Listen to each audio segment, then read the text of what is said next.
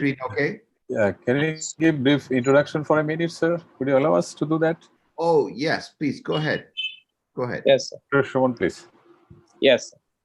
So welcome everybody to today's webinar on behalf of continuing neurosurgical webinar here in Bangladesh.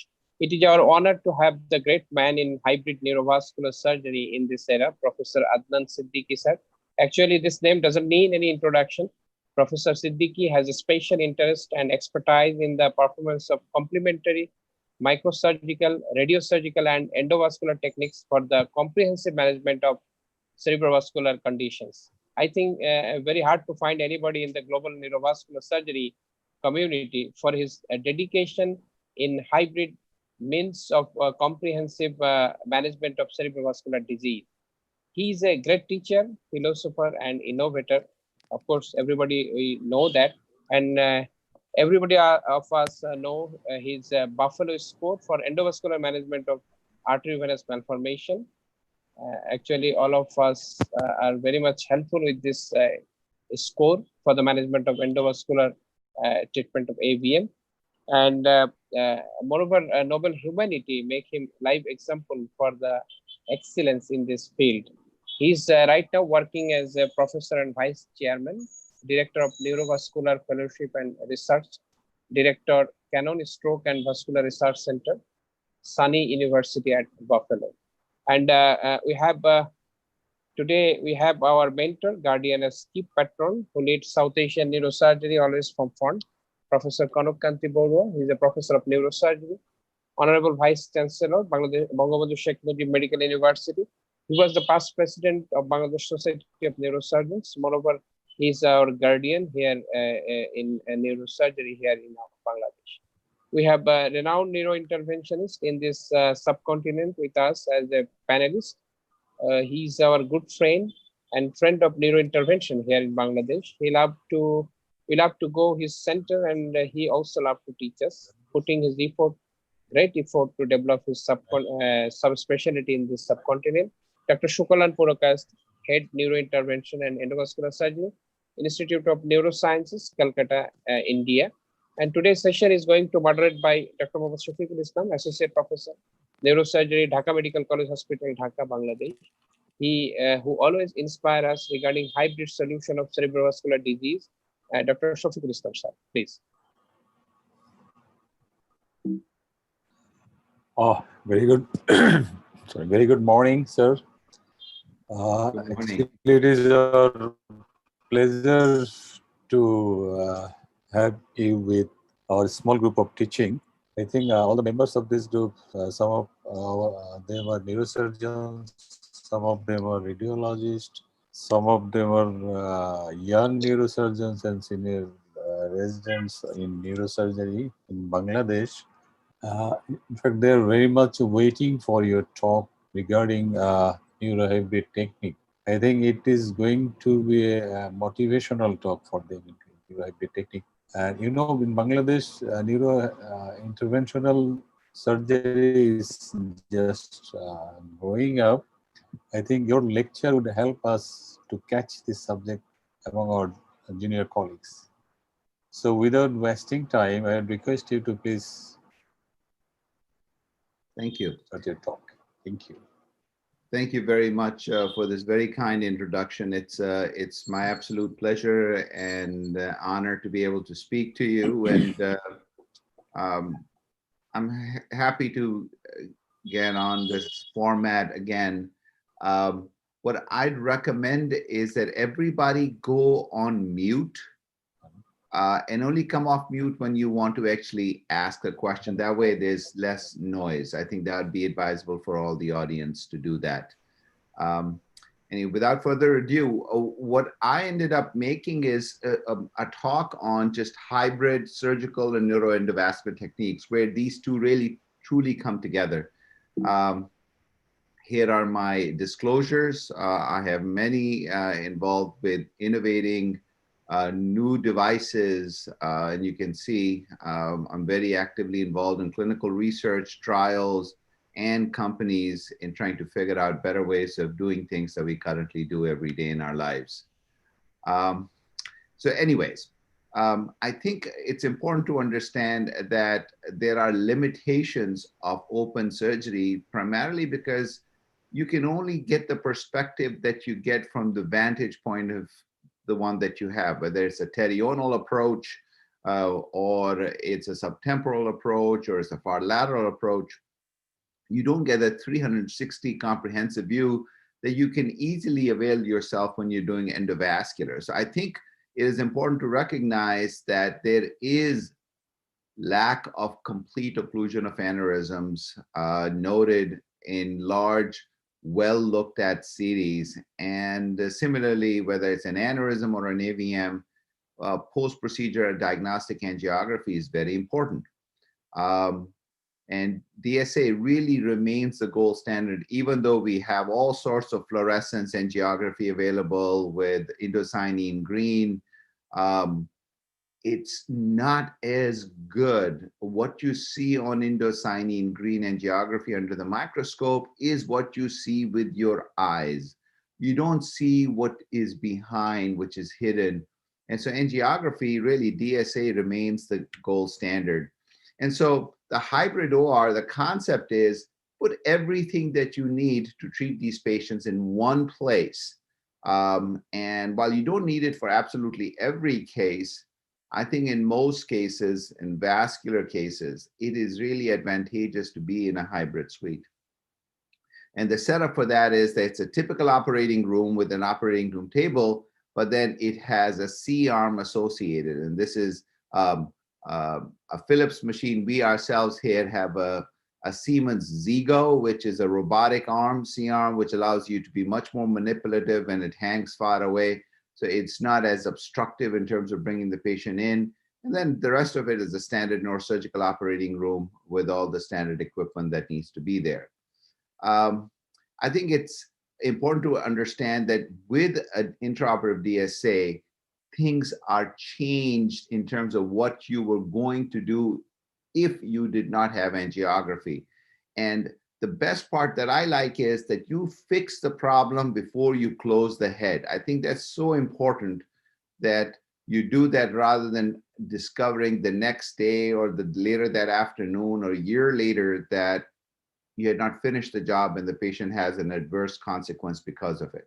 So just think of it this way, is that normally conventional operating room, you do the case, you get a CAT scan, you go to the ICU, then you go to the OR, then you go back to the ICU, then you get a CAT scan, then you do angiography, and then you go back to the OR to fix the problem, back to the ICU. And this way, you do whatever you need to do, hematoma, evac, clip, clot, intraop CT, intraop angio, and then go straight to the ICU. I think that really is highly valuable. And so this is true not just for aneurysms, it's true for fistulae, it's true for arteriovenous malformations and other issues. So here's a case example, 47-year-old lady, incidental ACOM aneurysm. And you can see there is the ACOM aneurysm.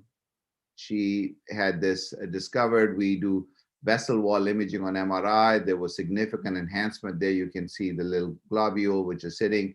There are two lobes. You can see one there and one there. And so she went to the operating room. And since you're neurosurgeons, you can appreciate this is temporal lobe, this is the frontal lobe. And we are opening the sylvian fissure. And I always go lateral to medial. And you just a lot of sharp dissection there. You can see the optic nerve and the frontal lobe starting to come in play. And there you can see, we can start seeing the contralateral ICA. And there is the lobe of one of the aneurysms right there. You can see that. And so now we're putting temporary clip on the A1 and we're dissecting. You can see now the tit of the aneurysm. That is a contralateral A2. There's an ipsilateral A2 here. And so we're just making sure that we have positioned the clip well. Once we have that, then we start make sure that we have good exposure to the clip. There you can see the aneurysm being exposed. And so we think we are good. I'm a big fan of sharp dissection. I think that's the best way to deal with most of these situations. And now we think there is the ACOM, A1, we are good. We're putting the clip on. This is the A2 here. Okay, great. Very happy with that. Take the clip off and do an angiography. Look at what we see. We clipped one lobe, not the other. And so we go back, not a problem. This is done immediately afterwards. So there is no harm. There it is. What I thought was A2 was the other dome of the aneurysm. And so now with that exposed, we realize that our A2 was literally draped over this. And that is why we were mistaken. And so now we say, okay, not a problem. Here comes a fenestrated clip. You can see the clip is going across and pinching the neck of the aneurysm with the daughter sac. There it is. We adjust it a couple of times. There is the final construct. So, okay, let's take a look. We're happy with the back wall. Take the temporary off.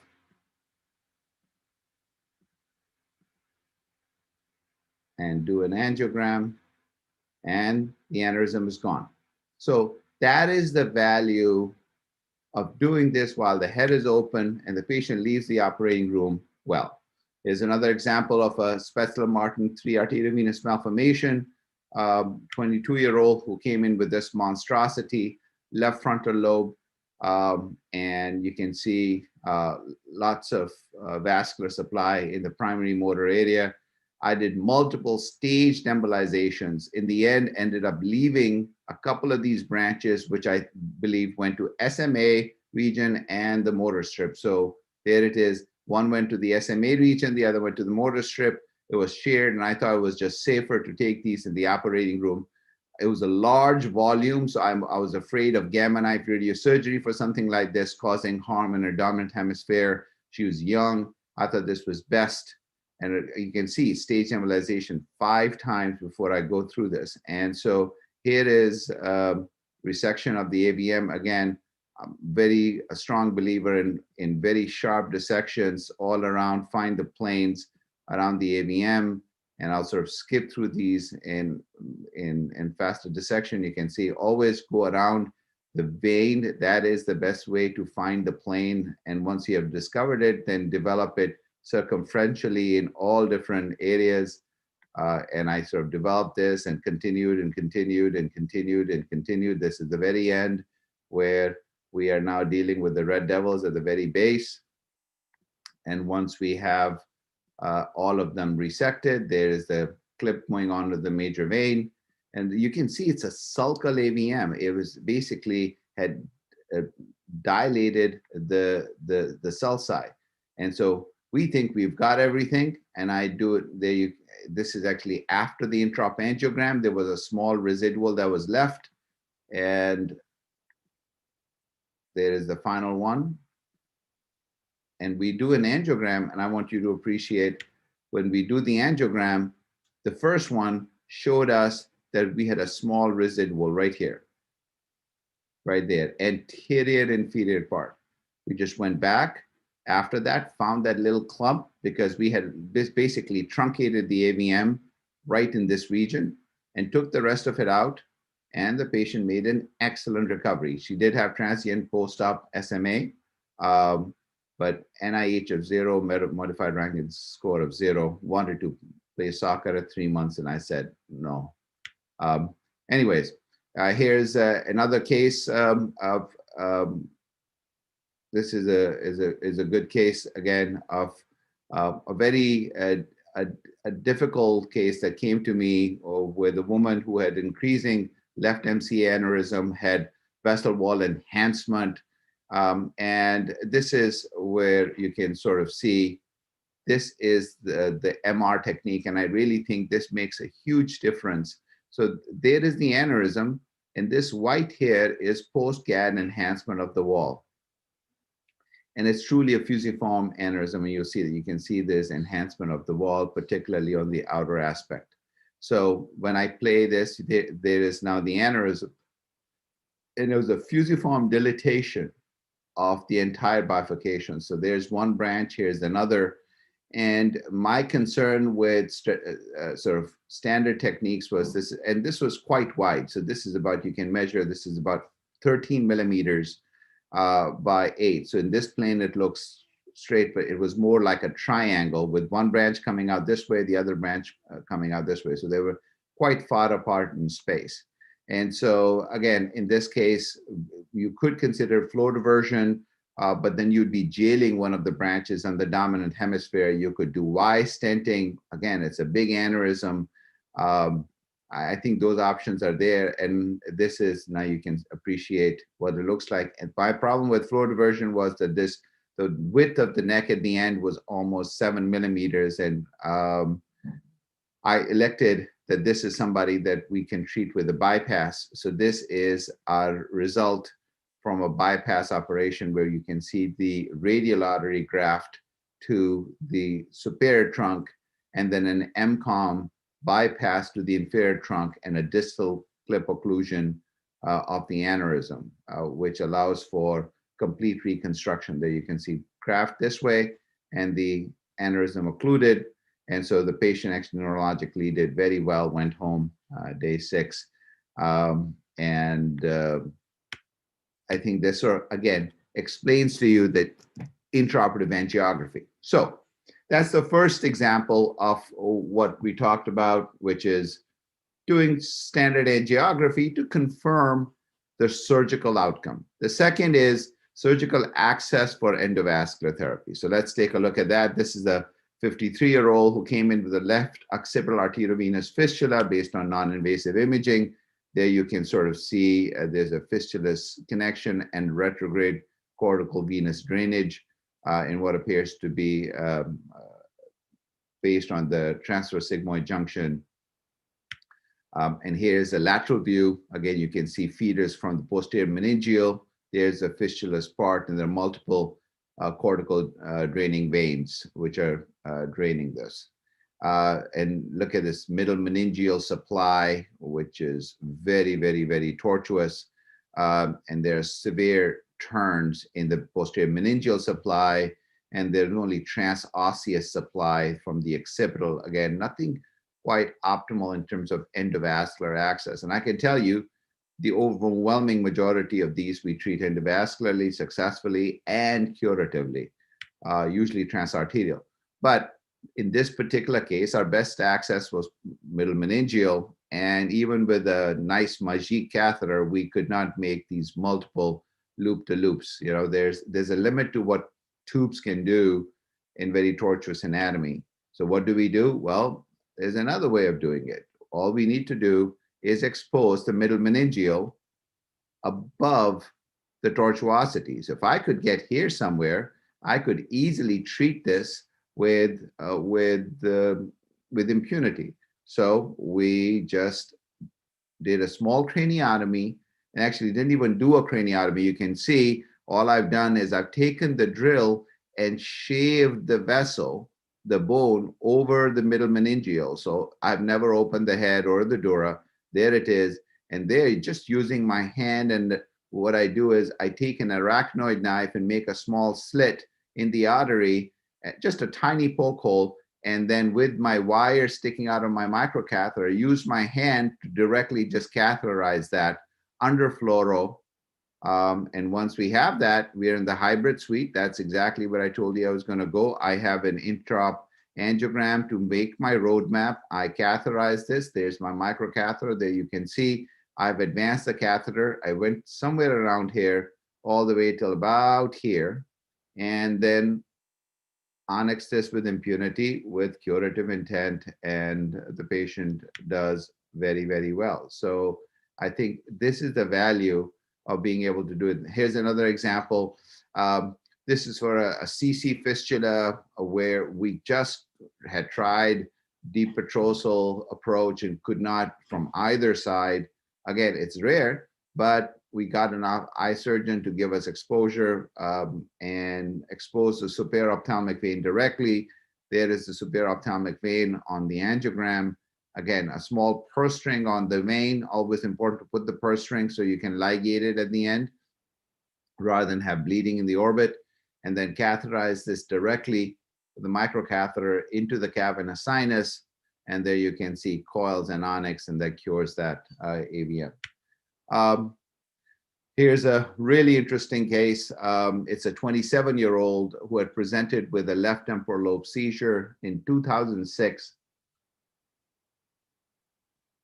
She underwent multiple transarterial embolizations and 3 subsequent rounds of gamma knife, 2009, 2011, 2013, and unfortunately still had AVM, had a seizure disorder, had Keppra, and bled a second time, but neurologically was doing very well. And so this is what she has left. You can see this is a left frontal opercular insular AVM. Here's the angiogram. 15 years ago, you can see the monstrosity that was there. You can see embolic material. This is the, both are 15 years ago. And this is what it is now. And it's important to appreciate a couple of things. Its supply is from PL collaterals of distal ACA and PL collaterals of distal MCA, but no direct supply to the nidus. So it's all small PL collaterals. So there's no real remainder endovascular solution at this point. And you can see this AVM is still robustly filling a large enlarged vein of Labbe. So 15 years, 4 gamma knives. So what do we do? There's a venous stenosis at the junction of Labbe to the transverse sigmoid, which I believe increases the risk for rupture. So this is where we brought in all guns blazing in terms of all the different things. And I'll sort of take a little bit of time to explain to you what we did. So the first thing I want to do in this case is I want to do this transvenous, but I want to arrest flow in arteries to reduce any anterograde pressure. So I want to make sure that I include ACA and MCA in this particular case. Second, what I want to do is I want to get access into the vein through a large bore lumen onyx compatible catheter so I can inject a lot of onyx and coils at the same time. So I want to do this so I use specific devices to do this, which are larger than standard. And my hope was I'll put my guide catheter into Labbe, and then through that, I'll put in 2 catheters, one to have reverse pressure cooker with coils, and then onyx to occlude the AVM. That's what I wanted to do. And then in addition, just to really increase the level of safety, I wanted to do this under transvenous pacing so I could drop the pressure much lower than is physiologically possible under anesthesia. Because when you pace, you literally can drop the pressure to simply, there's still anterograde flow, but it drops to about 20 millimeters of mercury to 30 millimeters of mercury. So what I wanted to do was systemic flow arrest with transvenous pacing, arterial control and venous control to occlude the rest of this. So quite complicated system. We have arterial sheath. We put a 9 French so we could have an arterial slave line. And then through that, we put a Neuron Max guide. And through that, we put in multiple balloons, and you'll see that in a second. And then transvenous, we directly access the jugular vein in the neck, because if we leave a catheter behind, we're not worried about it coiling up in the heart like if we had gone through the femoral vein. And then intracranial, we had the rebar, catheter, and PX slim, and then venous pacing is a separate system. But when I tried to do this from a jugular approach, I could not get across the stenosis. The angle was such that no matter what tools I used, I wasn't able to get access this way. And so what did we do? We did a craniotomy, exactly the same system. So this is hybrid suite. There you can see my Zigo arm. I made it, now I prepared for a full craniotomy as if I'm going to resect the AVM, but what I did was made a small incision just in front of her ear. And there you can see it's a very small incision. This is magged up view. This is dura tented up, and we have arterial and venous access, as you can see. And I'm just using a forceps, you can see there, to hold the rebar catheter in place. So this is exposure of vein of Labbe. So you can see this is the size of our craniotomy. It's about a dollar size craniotomy, a silver dollar.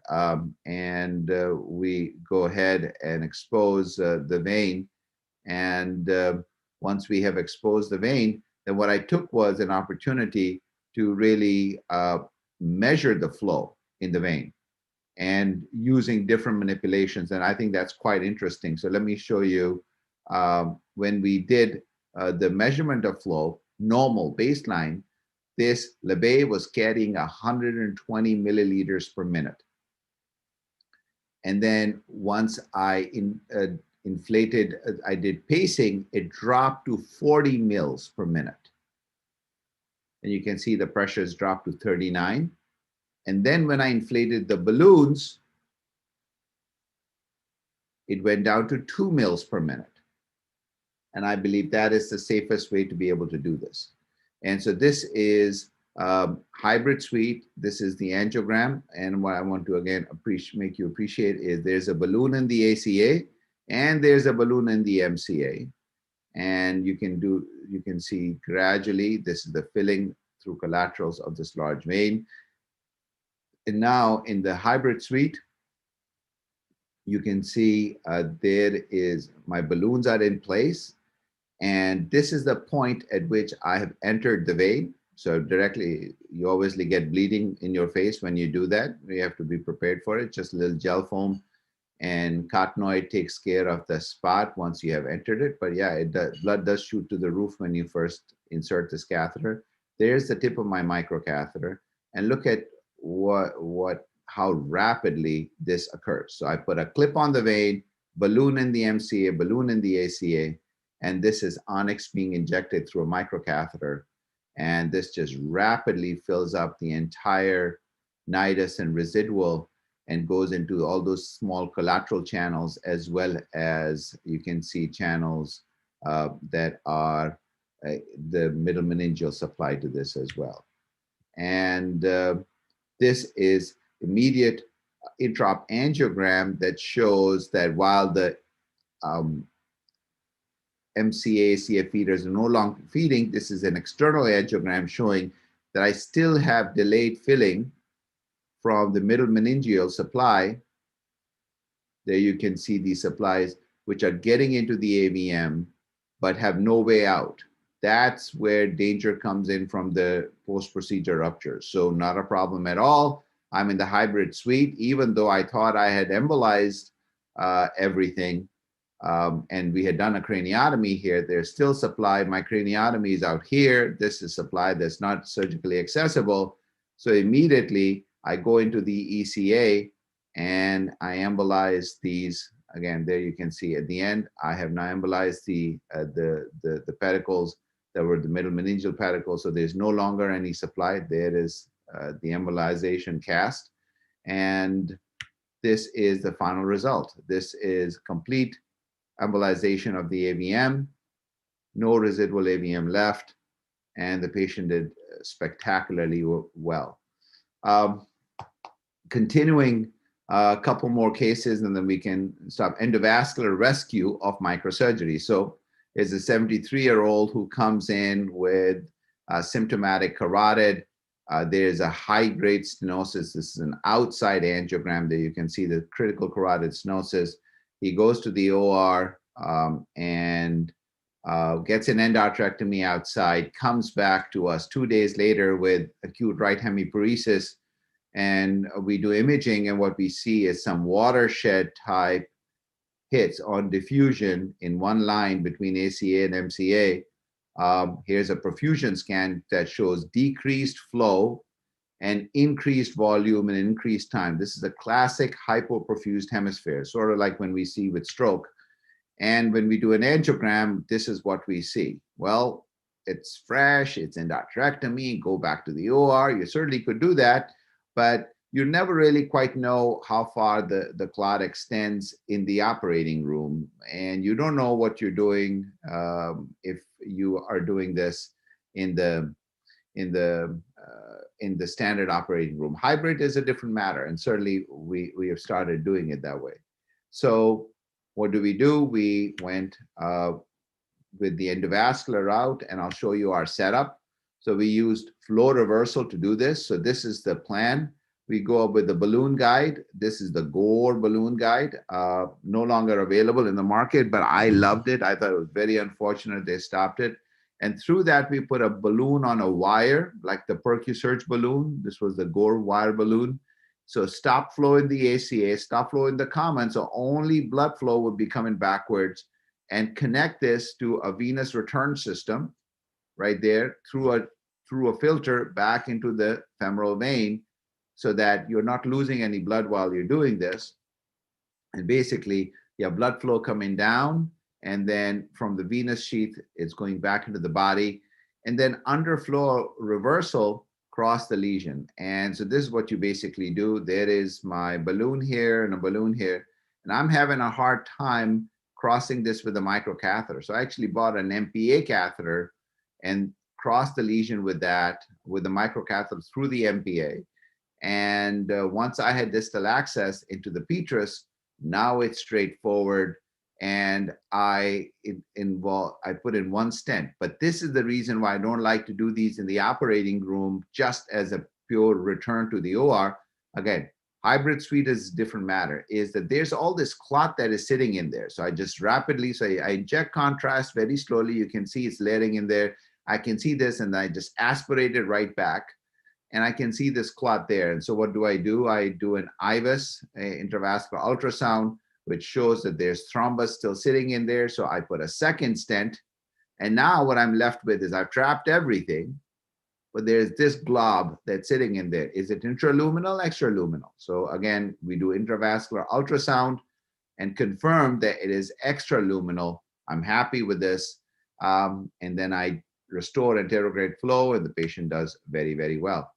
Is a 32-year-old with a left hemispheric stroke, comes in with smoked a pack a day, recovered after a year, again, had a return to symptoms 2 years later, and right hemiparesis. Again, look at the perfusion image, and you can see massively reduced flow, increased volume. She actually had moya type disease. And again, I am sure this is secondary to atherosclerotic disease in her particular case. So what we did in this case originally is do an STMCA bypass, and she did very well. There is the STMCA direct. There you can see the flow. Happy with it, uneventful. Comes back with complete recurrent symptoms. So now there's the bypass. You can see it's filling her circulation, but she has recurrent and she still has a perfusion defect. So because it's not truly moya, this is more secondary moya from atherosclerosis. You know, she is shutting off vessels, and her large vessel disease is continuing to become problematic. So what do? We did a radial artery jump graft from the occipital to the posterior branch of the MCA.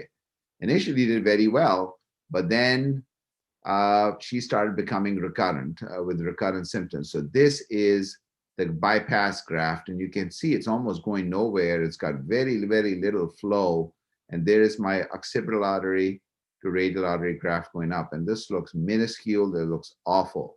So what do? We bring her back to the angio suite, and then we did maximal angioplasty. So look at the graft, how small it looks now. It's literally shutting down in front of our eyes. So what do? We go up with a balloon, and we do multiple plasties. So look at this. This is plasty, essentially all the way to the graft. And this is the final result. And this is what we wanted to see. The whole hemisphere is now filling. So we have the STA graft here, and there's the radial artery graft here. And so that really helped her quite a bit. Going back to another case of where things fail and then something else comes to avail. This is somebody who came in with a 39-year-old who had a previous rupture. This is her original story. This is what her original hemorrhage looked like. And she was clipped and then came back with a recurrent hemorrhage and was coiled, and comes back now to me. There's the clip, there's the coil, there's the recurrence. And she truly has a fetal PCA, so fetal PCOM. And so what do we do in this situation? We'll go under high mag. There you can see there is the fetal PCOM. She doesn't have a P1 on this side. There's the clip. And so what my plan was is to catheterize and put a stent in the fetal PCOM. And so there I'm using the Simmons technique to catheterize this. You saw that how I got that. Once I have that, now I can advance my microcatheter. There you can see that to actually put in a stent to protect it. So there I'm going into the fetal PCOM. Again, biplane angiography obviously is very important in this case, so you know where you are. Once we have that, then we confirm the run and say, yes, we are in the PCA. And then what we do is we layer a stent. And in this case, I used an Elvis. If I had to do it again, I'll probably use an Atlas because Elvis sometimes gets pinched, doesn't open up as reliably. Leo, I think, does much better. We don't have Leo in the United States. So there's the Elvis stent that has been played. And once I have that, then I actually jail a microcatheter in the aneurysm and bring in a flow diverter and deploy the flow diverter in the ICA. So now a flow diverter has been deployed. Now I've jailed the microcatheter and now I coil the aneurysm. So I have now protected the fetal PCOM, taken care of the aneurysm and coiled it in place. So again, multiple strategies being used to save, so in this case, save a surgical case. Here's a really a perfect situation with a ruptured MCA with a temporal clot, comes in, Hunt has 5, GCS 3, there's a large clot there, not as much subarachnoid, and so this is truly mass effect. So we go straight to the hybrid suite, and we go clip the aneurysm and we take the clot out. This is what the aneurysm looks like on original angiogram. So you can see the fuzziness that is there.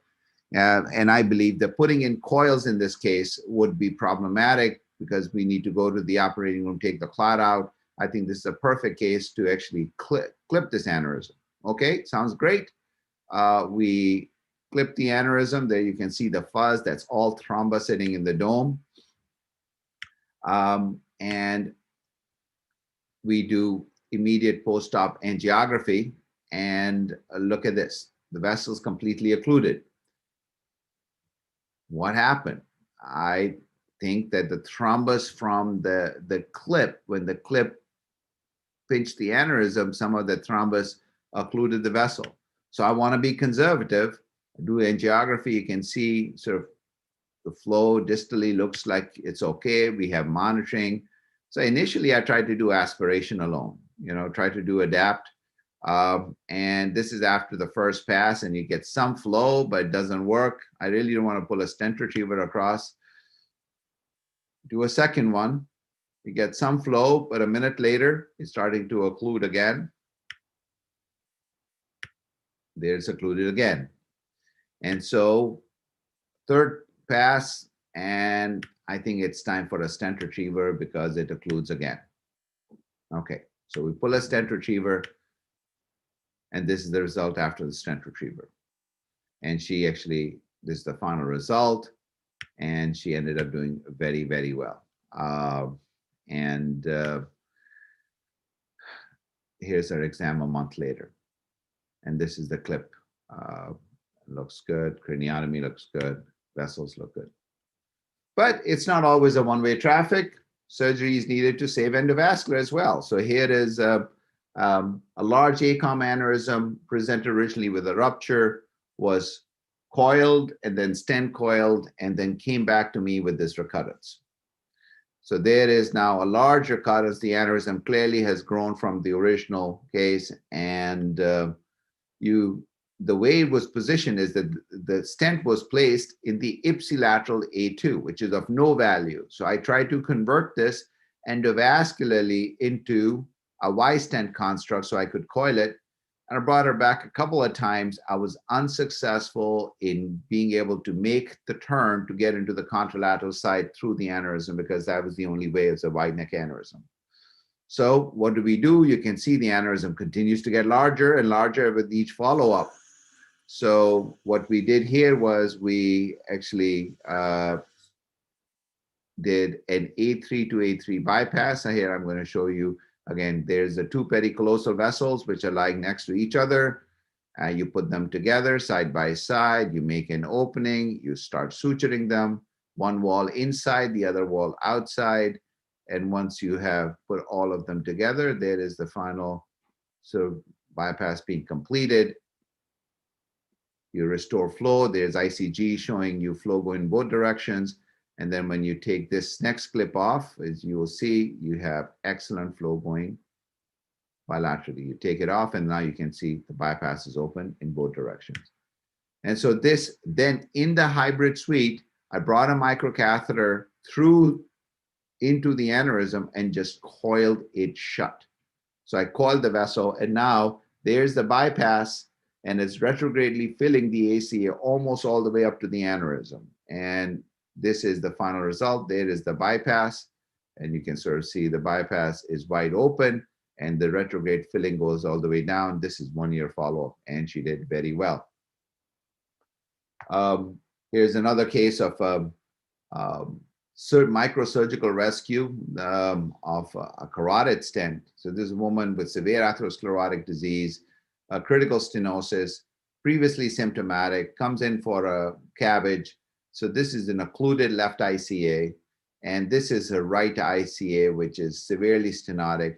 Lesson for us here was that this is heavily calcified, but she was pre-cabbage. She had a contralateral occlusion. Looked like we should be able to angioplasty and stent this. We did not appreciate the CTA as much, and since this case, I always pay great attention to cross-sectional imaging in the CTA. So you can see this right side is the principal source of filling both hemispheres. She has a small PCOM that also contributes on the left side. So make some measurements, and we try to get a stent up there and multiple plasties, and we can't get an exact, and then do some more plasties. And once you're in a case, you know, life always gives you multiple chances to back off. We didn't, we continued. And finally, we're able to get a stent up there, and then had a hard time pulling the retriever out. And eventually we got it in, but look at how narrowed it is, because we would crack, and then we'll try to crack, and no matter how high pressure the balloon was, it would just not open up a waist. And so despite that, we were able to finally get the filter out. There is my filter. I was able to finally fill it out, and hoping things would be okay. Guess what? It was not okay. We got the filter out somehow, but we had decreased run flow into intracranially, and the patient became symptomatic and became hemiparetic. And again, watershed infarcts starting to develop. You can see bilaterally. And her perfusion looks god-awful, again, bilaterally, particularly really worse on the left side, which is the skin, but even bad on the right side. So what do? We have a very high stent. Look at where the stent is. It's all the way up to C1. And because this is the only carotid, we'll probably have to shunt.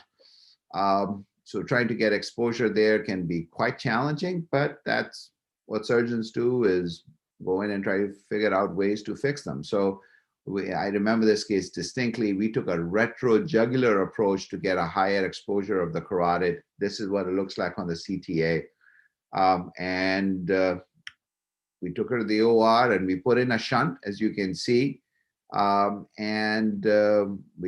a tourniquet there on the ACA and ICA, and pulled the stent out. And there was, you know, this was a plaque that we could not cut across. We had to take the whole, we literally had to go above the stent and below the stent to pull this whole thing out, and then repaired the carotid. And this is, again, hybrid suite. Intraoperative angiography shows excellent flow intracranially. There's no thrombus. We're happy. This is the final result of the carotid. And she made a decent recovery, remained hemiparetic, and ended up going to rehab, had MRS of 2 delayed. I think this can sort of continue on and on and on.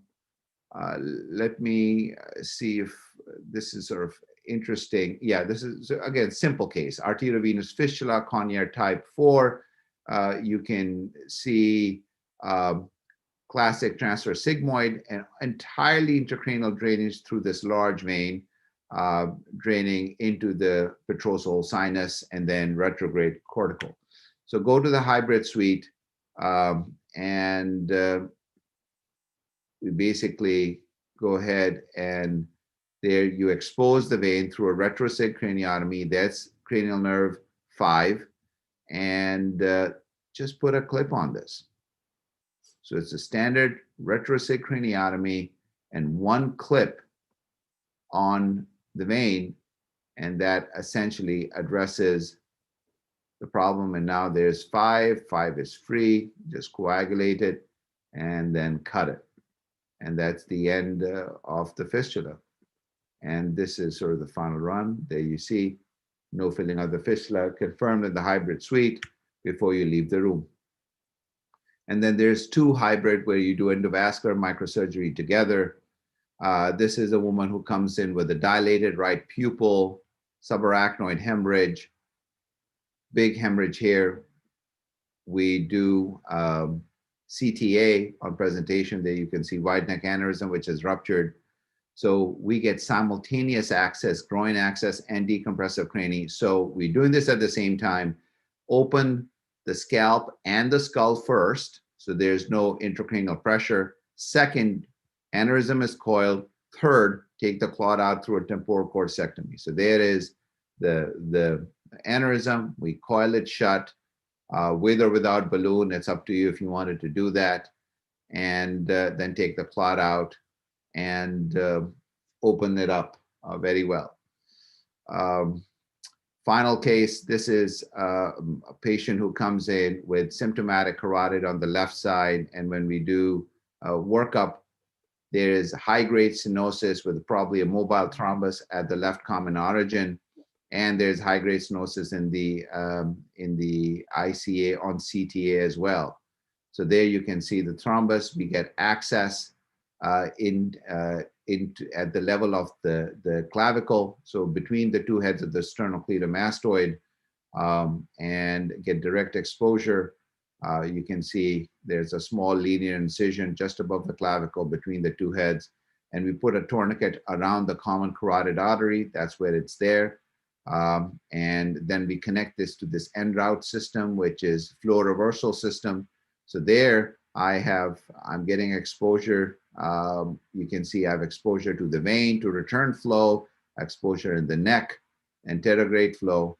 And then we directly access the carotid. There you can see my wire and catheter being advanced. Once I have this in place, I do a micro run to confirm where the stenosis is. There you can see there's my micro run, there's my direct access. And then I introduce the sheath. There you can see my sheath is being introduced directly in. And once I have it in place, I do my standard cranial angiography. There you can see the sheath going into the neck. And we do our standard AP and lateral imaging. And once we have this in place, then we come down to the neck. There is the high-grade stenosis that we're dealing with. There is, from the top view, there's the neck, and the system is going up. Now, under flow reversal, without any balloons or anything, the flow is just coming back. We've confirmed that. We cross the lesion, we plasty it, we put in a stent. There the stent is being deployed. And once the stent is in place, we confirm the intravascular ultrasound looks excellent. Here you can see we have covered the lesion, it looks very good.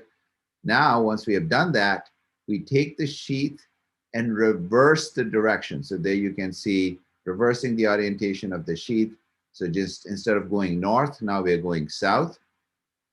Now you can see, again, we have complete flow arrest because we have tourniquets stopping flow. There is my sheath pointing down. Now I'm coming downwards.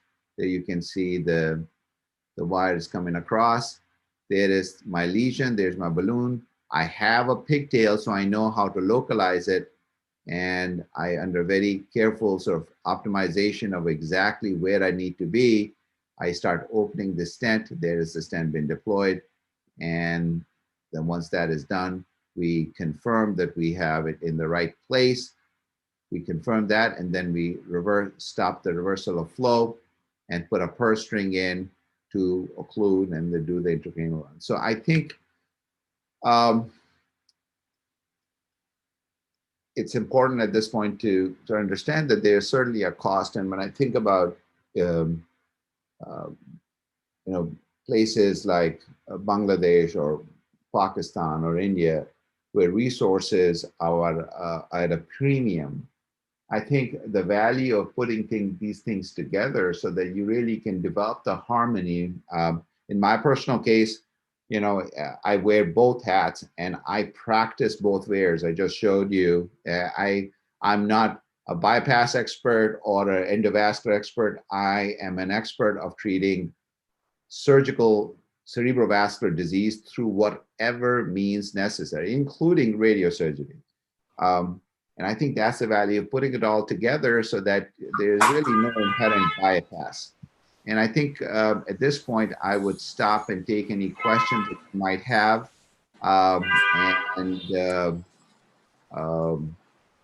Love to see if there are any questions or concerns I can address. Thank you very much. So thank you very much for your wonderful talk. I would say it is really wonderful because it's an eye-opener for all the young neurosurgeons. I think there are too many questions in the audience. There must be too many questions. First of all, I would invite Dr. Sukarlan Purokas. He is our good friend. He is from Kolkata. He is leading interventional neuroradiologist in India. To pass his comment and a few questions if you have. Dr. Sukarlan Purokas. I think he is in OR right now. He is in cath lab. Yeah, Dr. Shafiq and hi, Dr. Siddiqui. It's a wonderful. Yeah, can you hear me? Our camera on. Am I audible? Yeah, please. Hello. Hi there. Yeah, we can hear you. We can hear you. Yeah. So, Dr. Siddiqui, it's a wonderful presentation and very nice cases. What we can see, what we can do together with the help of neurosurgeons and the endovascular colleagues. And because many a times we find some problems when, while treating in fact, one such patient is admitted here at this point of time under me, and I was talking to my neurosurgical colleagues that they will do a barhole, open the sagittal sinus, and then we'll go like that. So it's the way you have showed the access of the vein of Leber and the middle meningeal artery. It's really wonderful and gives a lot of food for thought that what we can do in a combined way when we lose. Because many a times it happened to 3 or 4 of my patients that while injecting onyx, sometimes the catheter ruptures proximally, both marathon and the detachable microcatheters, and we lose access. So that's in that way, only if your neurosurgical colleagues help you opening up these vessels. And hybrid system, although we do not have hybrid system in our hospital, but in some cases we keep on shifting between the labs sometimes, because our labs are quite nearby, just the next door, the cath lab and the OR. So it is possible, but there is no replacement of this hybrid OR, which is an excellent means to tackle this patient. Well, thank you very much. It is really wonderful. It is really wonderful talk, and we learned a lot from you. Thank you so much. Thank you very much. Those are very kind words, and I really appreciate it. I think importantly, you need to understand that there are multiple ways of fixing a problem. And Absolutely. These problems are much better dealt with in the framework of a team.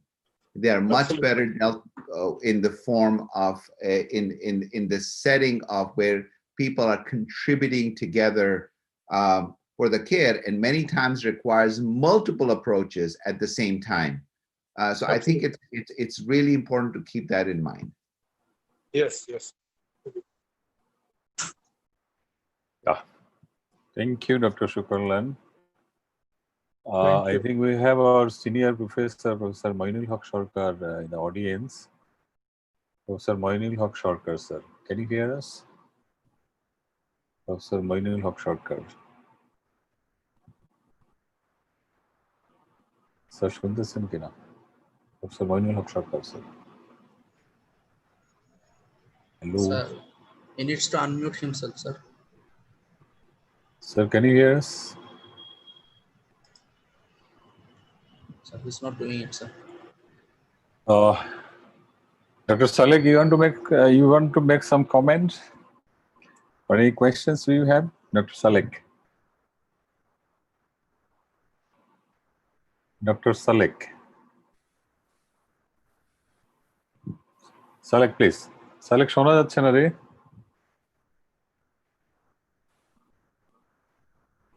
Salek. Salek, please unmute yourself. Please unmute yourself, Salek.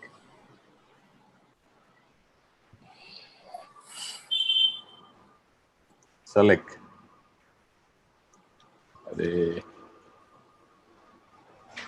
Sir, his device is not working, sir.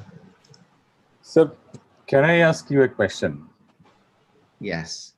The case you showed us,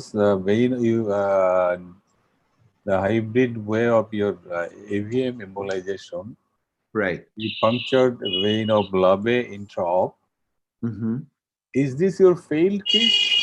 The reason I ask, is this your failed case to catheterize the vein of Labe, or you? Yeah. That is exactly why. That is exactly why. Because I would have rather done this entirely endovascularly, but I tried to get access. I stuck one jugular, tried to go ipsilateral, then I went contralateral jugular, tried to go contralateral, tried to use MPA, all these different techniques to get through that stenosis. But the flow is so massive. Remember, there's 120 cc's coming out of that small ostium. So I can't go against. It's like trying to, go against the flow. No matter what I used it. I tried to get it up with an 035 wire, to avoid. I just could not get through that stenosis. So, and that failure I was trying to do this live for a WLNC conference in the other room. We had another case going, and I spent 3-4 hours trying to cath that vein. I could not. So I said, okay, done. There's another way. And it was so easy. Temporal craniotomy, it was right there. I mean, I put a clip on it. I didn't have to do a reverse pressure cooker. I just put a clip, and then you saw how quickly it filled the AVM. Well, Since you're a surgeon, so did you learn something from that case? I mean, in case of decision making, venous stenosis is a factor for you on subsequent cases? A very good point. I pay attention to these things now. Every time you do something, you learn from it. Yep. And so, unfortunately, we have to learn by our mistakes. I wish we can share. That's what I run the Jackson Hole meeting. We didn't do it this year because of COVID, where all we do is present complications. And you can't show a complication unless somebody was hurt. And it's one case at a time. And so I try to learn from other people's mistakes as well, but this is sort of something really to pay attention to. That when you have stenosis, you try, but now I try for a half hour. If I can't, I go directly to the major technique. If I can't get through, think of a hybrid approach. Now, I apologize, but I'm getting called from the operating room, so I'm going to run, but I was really delighted to be able to do this. I know we have talked about this many times, over many years.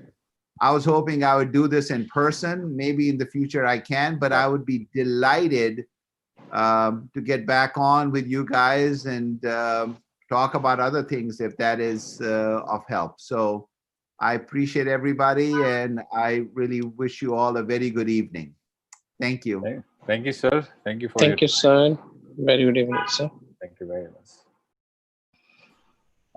Thank you. So it was a nice talk. Thank you, Dr. Shukrlan also. Are you there? Or you left us? Okay, sir.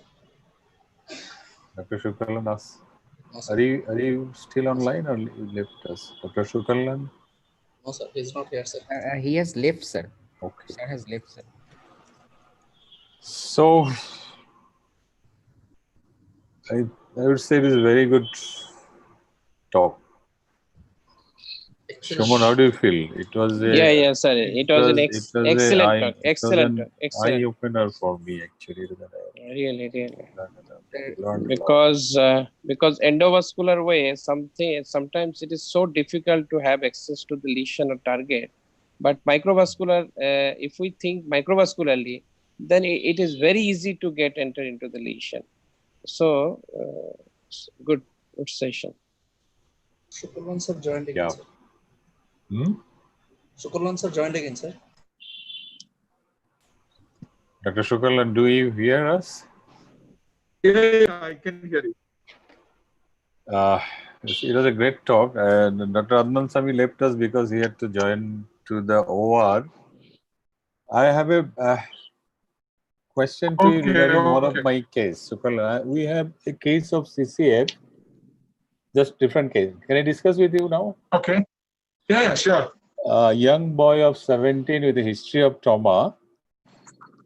They use CCF, but the venous drainage is through IPS only. Through IPS. It doesn't have any ophthalmic venous drainage or cranial reflux. Okay. But he had impairment. I think probably the Cavanaugh, dilated Cavanaugh sinus causing compression on the optic nerve.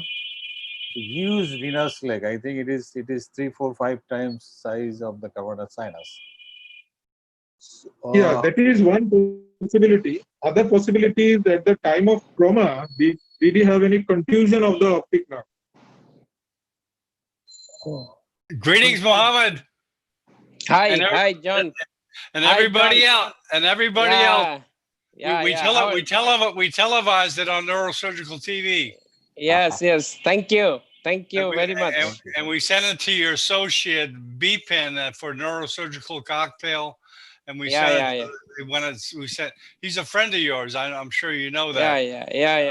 Yeah. It's a really great support from you, as always. Thank you very much.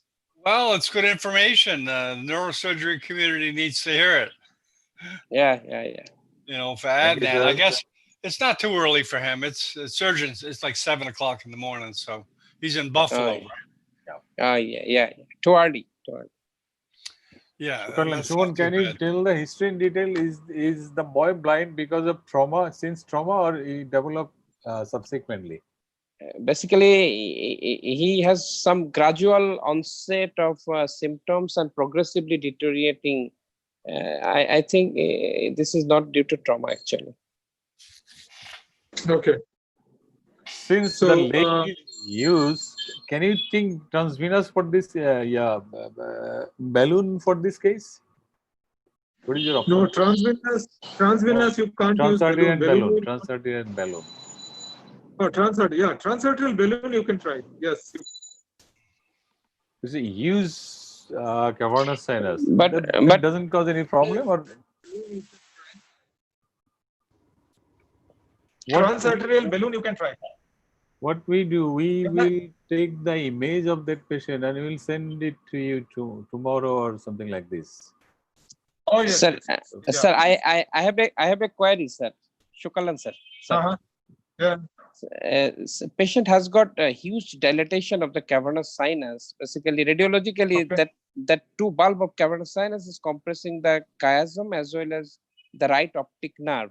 So, so if we do some coiling or balloon, it will help to alleviate the mass effect, or we should think otherwise. Yeah, we should do an MR scan, coronal MR scan, coronal T2 MR, which will tell you that whether there is any compression, of the optic nerve or the optic chiasm by the lesion. So if there is compression, then it is because if we just fill the rent, then the fistula will completely go and it will not cause any compression. And the balloon gradually will deflate. It will not remain as inflated and the fistula will close. So, but if you put too many coils, recently, maybe 3 months back, I did one patient who took around 32 coils to close the fistula, but his 6th nerve palsy is not going. His lateral rectus palsy is not going. So I think it is because of the compression of the coil which is causing. So yeah, so better not to use too many coils. What we can do is we can take an access through the IPS and keep one catheter into the cavernous sinus and at the same time try with a balloon. So you can do a combination of balloon and coil. That is a possibility. For this patient, That is a IPS access would be very easy because IPS is dilated like anything. But Yeah, our concern is since cavernous sinus is hugely dilated, what is your opinion regarding does single balloon take the lesion or you need multiple balloons for that? Yeah, multiple balloons, sometimes it's a problem taking multiple balloons inside. So My concern is single balloon, we can take. Single balloon is okay. Can it occlude the Yeah, fish? sometimes you can take gold ball 4 or gold ball 5. Gold ball 4 or gold ball 5, which are quite large volume balloons. So they can close the fistula. Okay. They can close the fistula. So otherwise, means we have to try and see. Yeah. So we'll send the images. We just did DSA yesterday. Yeah. We'll send the images to you. Okay. Do you have any 3D image, 3D of the fistula? We didn't do. We can do. Then we'll do it. Okay. So that in that way you can get some idea about the size of the rent, or you can do a multi-slice CT angiogram. We did vertebral shoot with ipsilateral compression, and that reveals the fistula rather. Anyway, we'll take 3D. Yes. We'll take 3D. Yeah. Okay. So we'll share the case with you in detail, and and the patient has a good cross flow. Patient very does good have a good cross cross flow. Very flow. good cross flow. Very good cross flow. Excuse me. So Continue the conversation, but I just want to let you know you're live on Facebook, on YouTube, okay? Okay. Okay, Mohammed, I'll talk to you later. Yeah. Oh, thank you. Thank you very much. See you later. Bye-bye. Bye-bye. Okay, bye. Bye. Yeah, very good cross flow. Since he is only 16 years of age, that is our concern, whether should he occlude or not. But very good cross flow. So we can also keep an option of carotid occlusion in that case. That is the easiest and simplest and durable. Yeah. Okay, we'll share the case with you. Okay. And thanks again. Thank you so much. Thank you. Thank you, sir. Thank you very much for your Always time. a pleasure. Can we take a photo when all the cameras on, sir? Just one photo, sir. What happened to my camera? It is not working. If you please open up your camera, I want to take a shot. No. Thank you, sir. Okay. Okay. Thank you, everyone. Thank you. Thank you, Dr. Shafiq. Yeah, thank you. Thank you. Select the camera key. Thank you. Goodbye.